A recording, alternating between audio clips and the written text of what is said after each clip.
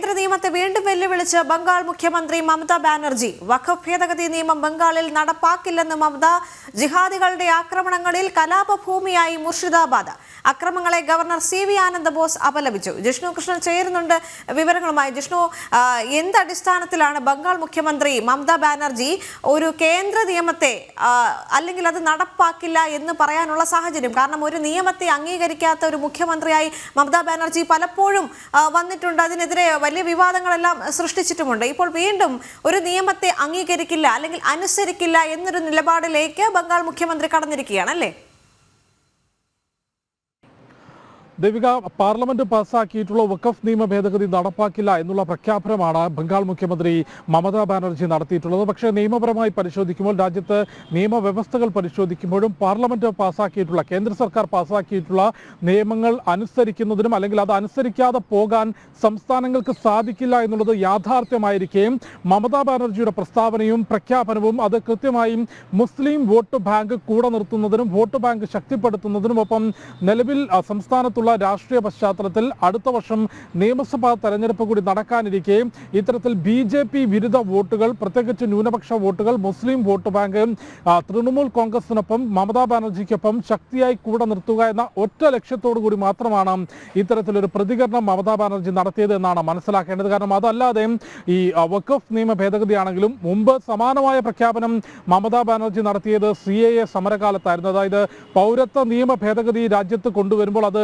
നടപ്പിലാക്കില്ല എന്ന് പ്രഖ്യാപിച്ച ഒരു മുഖ്യമന്ത്രി കൂടിയായിരുന്നു മമതാ ബാനർജി. പക്ഷേ ഇന്ന് ബംഗാൾ ഉൾപ്പെടെ കന്യാകുമാരി മുതൽ കശ്മീരം വരെ രാജ്യത്തിന്റെ എല്ലാ ഭാഗങ്ങളിലും ഈ പൗരത്വ നിയമ ഭേദഗതി നടപ്പാക്കുകയും അതിന്റെ നടപടികൾ പുരോഗമിക്കുന്നുമുണ്ട്. അതുകൊണ്ട് തന്നെ കേന്ദ്ര സർക്കാർ പാസ്സാക്കിയിട്ടുള്ളൊരു നിയമം നടപ്പാക്കാതെ മുൻപോട്ട് പോകാൻ സംസ്ഥാനത്തിന് സാധിക്കില്ല എന്നിരിക്കുകയും ഇത്തരത്തിലൊരു പ്രഖ്യാപനം നടത്തിയത് വോട്ട് ബാങ്ക് സംരക്ഷിച്ചു നിർത്താനാണ് എന്ന ആരോപണവും വിമർശനവും പ്രതിപക്ഷ നേതാവ് സുവേന്ദു അധികാരി ഉൾപ്പെടെയുള്ളവർ ഇതിനോടകം തന്നെ ഉന്നയിച്ചിട്ടുണ്ട്. ഒപ്പം നിലവിൽ പശ്ചിമ ബംഗാളിന്റെ വിവിധ മേഖലകളിൽ, പ്രത്യേകിച്ച് മുർഷിദാബാദിലും മാൾഡയിലും ഉൾപ്പെടെ മേഖലകളിൽ നടക്കുന്ന ഹിന്ദു വിരുദ്ധ പ്രവർത്തനങ്ങൾ, അതായത് രാമനവമിയുടെ അനുബന്ധിച്ച് നടന്നിട്ടുള്ള ആഘോഷങ്ങൾക്കും അതിനു മുൻപും അതിനു ശേഷവുമാണ് ഇപ്പോൾ മാൾഡ ഉൾപ്പെടെയുള്ള പ്രദേശങ്ങളിൽ ഹിന്ദു ഭവനങ്ങൾ തെരഞ്ഞുപിടിച്ചുകൊണ്ടും ഹിന്ദു ആളുകൾ നടത്തുന്ന കടകൾ തെരഞ്ഞുപിടിച്ച് ആക്രമിക്കുകയും വലിയ രീതിയിലുള്ള അക്രമങ്ങൾ ഹിന്ദു സമൂഹത്തിന് നേരെ നടത്തുന്നത്. അതിനെതിരെ യാതൊരു തരത്തിലും നടപടി സ്വീകരിക്കാൻ മമതാ ബാനർജിയും പോലീസും തയ്യാറാക്കുന്നില്ല. ഇക്കാര്യം ചൂണ്ടിക്കാട്ടിക്കൊണ്ട് BJPയുടെ നേതാവും ഒപ്പം പ്രതിപക്ഷ നേതാവുമായിട്ടുള്ള സുവേന്ദു അധികാരിയും ഗവർണർ CV ആനന്ദ ബോസിന് ഇതിനോടകം തന്നെ പരാതി നൽകിയിട്ടുണ്ട്. ഗവർണറുടെ ഭാഗത്തുനിന്ന് ഇത്തരത്തിൽ അതിശക്തമായ ഇടപെടൽ വിഷയത്തിൽ ഉണ്ടാകണം എന്ന ആവശ്യമാണ് BJP ചൂണ്ടിക്കാട്ടിയിട്ടുള്ളത്.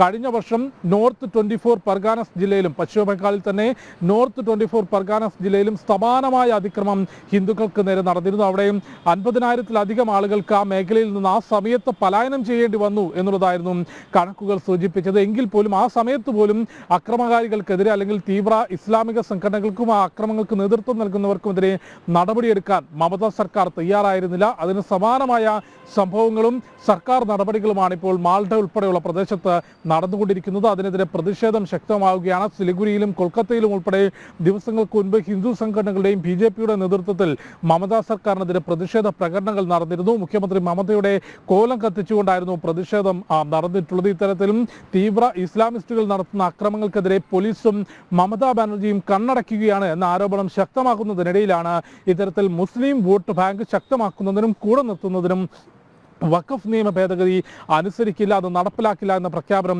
നടത്തിയിട്ടുള്ളത്. വഖഫ് നിയമ ഭേദഗതിയുമായി ബന്ധപ്പെട്ട് തെറ്റിദ്ധാരണ പരത്തുന്ന വ്യാജ പ്രചാരണങ്ങൾ, അത് മുസ്ലിം മതത്തിനെതിരാണ്, മത സ്വാതന്ത്ര്യത്തിനെതിരാണ് തുടങ്ങിയിട്ടുള്ള വ്യാജ പ്രചാരണങ്ങൾ നടത്താനും ന്യൂനപക്ഷങ്ങൾക്കിടയിൽ തെറ്റിദ്ധാരണ പരത്താനും മമതാ ബാനർജി തൃണമൂൽ കോൺഗ്രസും നിയമം ബംഗാളിൽ നടപ്പിലാക്കില്ല എന്നാണ് മമതാ ബാനർജി അറിയിച്ചിരിക്കുന്നത്. ജിഹാദികളുടെ ആക്രമണങ്ങളിൽ കലാപഭൂമിയായി മുർഷിദാബാദ് മാറുന്നൊരു സാഹചര്യമുണ്ട്. ഈ വിഷയത്തിൽ ഗവർണർ CV ആനന്ദ ബോസ് അപലപിച്ചു. ജിഷ്ണു കൃഷ്ണനാണ് ഡൽഹിയിൽ നിന്ന് തത്സമയ വിവരങ്ങളുമായി ചേർന്നത്.